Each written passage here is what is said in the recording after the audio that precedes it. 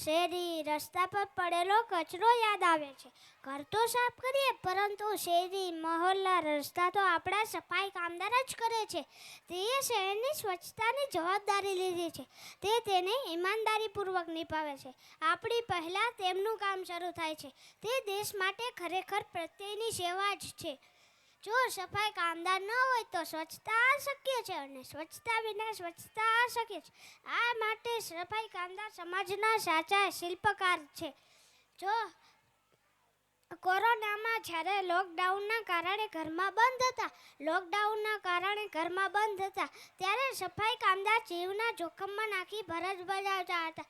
તે સાબિત કરી આપ્યું કે તે સમાજના હીરો છે. સફાઈ કામદાર મંચ પર ભાષણ નથી આપતા, તેને કોઈ ઇનામની અપેક્ષા નથી. તે પોતાના ધર્મને માની કર્મ કરતા રહે છે. સ્વચ્છ સમાજ ત્યારે જ બને છે જ્યારે દરેક નાગરિક ફરજ સમજે છે.